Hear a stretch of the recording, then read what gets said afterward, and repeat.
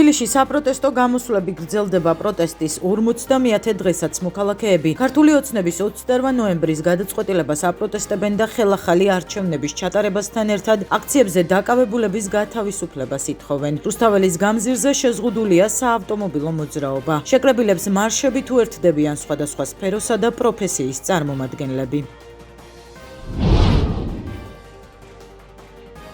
მიმდინარე საპროტესტო აქციებს ეხმაურება მე-9 მოწვევის პარლამენტის ვიცე-სპიკერი ირმა ინაშვილი. პატრიოტთა ალიანსის გენერალური მდივნის განცხადებით საპროტესტო აქციებმა საქართველოს ყველა დიდი ქალაქი მოიცვა. ქუჩაში ყველა ასაკის ადამიანი დგას 15 წლის მოზარდიც, 25 წლის ახალგაზრდაც, შუახნის კაციც და ასაკოვანიც. ვხედავთ ყველა პროფესიის ხალხს, მსახიობსაც, ექიმსაც, მხატვარსაც, მასწავლებელსაც და ინჟინერსაც. მოკლედ ყველას აქციებში მონაწილეობენ საჯარო მოხელეებიც, მათი შვილები და თავად პოლიციის თანამშრომლების შვილებიც კი. საზოგადოებაში მწვავე დაპირისპირებაა, მეტიც უკვე ზიზღია, ხელჩართული ჩხუბია, დაუნდობლობაა. ცხადია არიან პროვოკატორებიც, თუმცა არიან ბრიყვებიც. თავისი ქმედებებით პროვოკატორზე უარესს რომ სჩადიან. დუღილის ტემპერატურა დღითი-დღე იზრდება. შიშობ ვითარება უმართავი გახდება და ამ უმართავობას ვეღარაფერი ჩააქრობს. გინდა თუ არ გინდა ამ ყველაფერზე პასუხისმგებელი ქართული ოცნება იქნება. მკაფიოდ ვამბობ, კომპრომისი უნდა მოიძებნოს და პირადად მე ვთვლი რომ ეს კომპრომისი ახალი არჩევნებია. ირმა ინაშვილი ძალადობის ფაქტებზეც წერს. აუცილებლად უნდა გავაცნობიეროთ, რომ უარყოფით შედეგს, უკიდურესად უარყოფით შედეგს მოიტანს ძალადობა დემონსტრანტებზეც, პოლიციელზეც, პოლიტიკოსზეც, ჟურნალისტებზეც,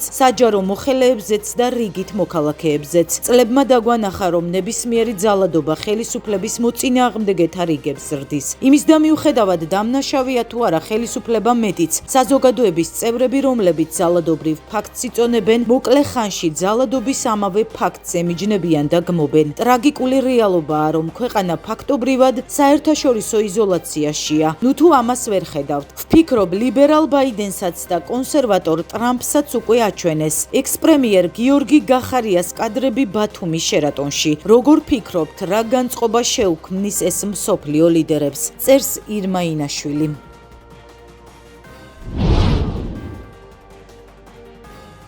გაერთიანებული სამეფოს თემთა პალატაში პარტია ქართული ოცნების დამფუძნებლისა და საპატიო თავმჯდომარის ბიძინა ივანიშვილის წინააღმდეგ სანქციების დაწესების შესახებ შუამდგომლობა შევიდა. ამის შესახებ ინფორმაციას გაერთიანებული სამეფოს პარლამენტი ავრცელებს. დოკუმენტში აღნიშნულია, რომ პალატა გამოხატავს ღრმა შეშფოთებას საქართველოს ევროკავშირში გაწევრიანების პროცესის შეჩერებისა და მშვიდობიანი მომიტინგეების წინააღმდეგ ძალის გადამეტებული გამოყენების გამო. გმობს ბიძინა ივანიშვილის როლს დემოკრატიისთვის ძირის გამოთხრაში.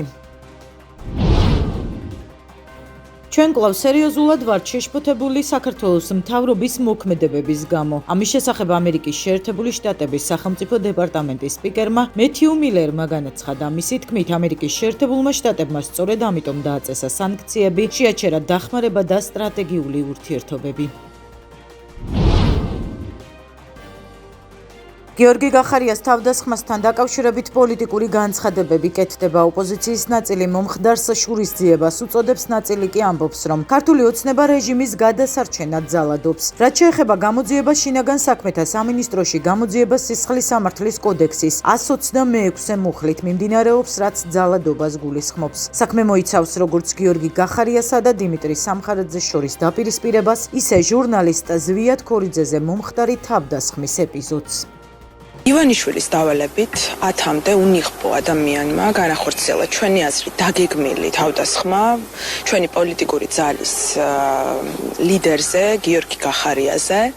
შემდეგ უკვე ოცნების რეჟიმმა ჩართო მეორე ეტაპი, რომელშიც შეიყვანა თავისი ერთ-ერთი ინსტრუმენტი, პროპაგანდისტული მედია და ტელეკომპანია იმედმა სრულიად ამორალურად გაავრცელა დამონტაჟებული კადრები, რომელიც სრულიად არ ასახავდა რეალობას, რომელიც მოხდა სასტუმრო შერატონში. ჩვენ ამჟამად ველოდებით გამოძიებას და მის შედეგებს. ქართული ოცნება, რეჟიმი უკვე ყველა ფრეზე წამსვლელი ხდება, იმისთვის რომ რაღაცნაირად შეინარჩუნოს ძალაუფლება, რომელსაც არ აღიარებს არავინ ჩვენ დასავლელ პარტნიორებისგან არ აღიარებს ხალხი და პროტესტი 50-მეათე დღეა და ხალხი არ ჩერდება.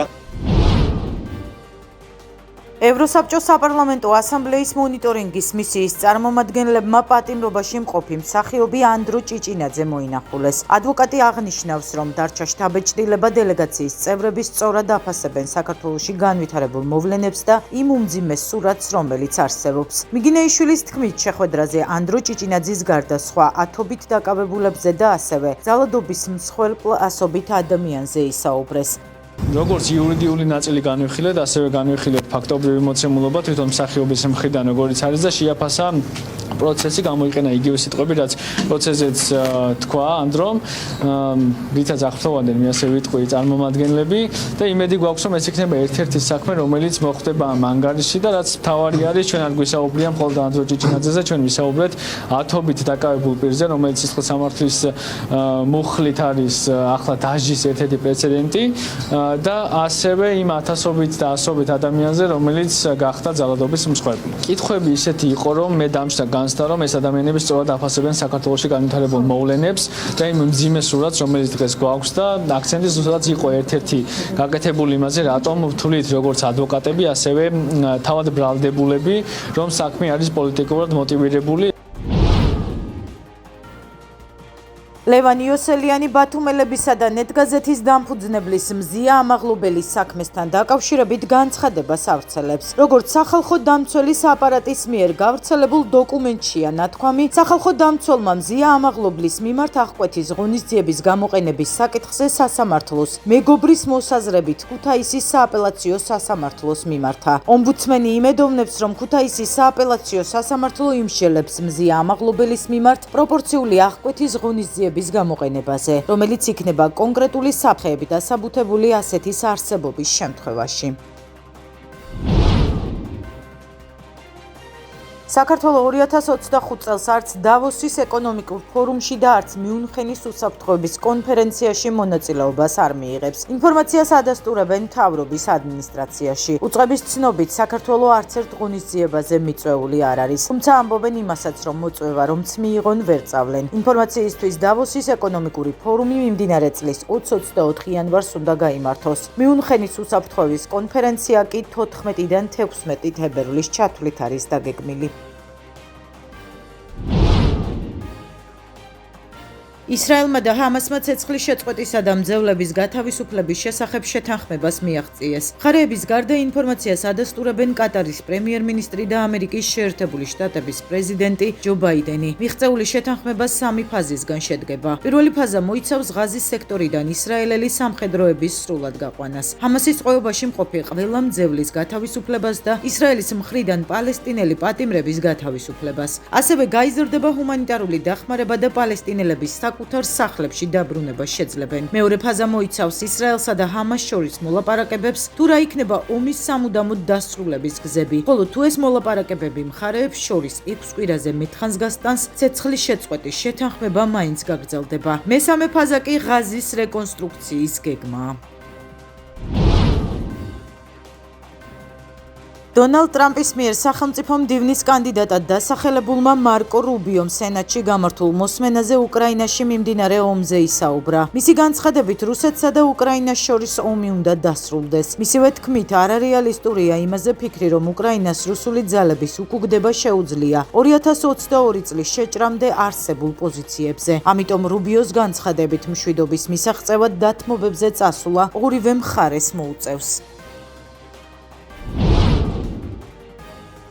დიდი ბრიტანეთის პრემიერ-მინისტრი კირ სტარმერი კიევში ჩავიდა. ის ვოლოდიმირ ზელენსკის შეხვდა. ბრიტანული მედიის ცნობით, მხარეებმა ორ ქვეყანას შორის პარტნიორობის შესახებ შეთანხმება გააფორმეს, რომელიც ეკონომიკური და სამხედრო თანამშრომლობის გაღრმავებას გულისხმობს. ბრიტანეთისა და უკრაინის ლიდერებმა ასევე განიხილეს უკრაინისთვის სამხედრო დახმარების გაგრძელების საკითხიც.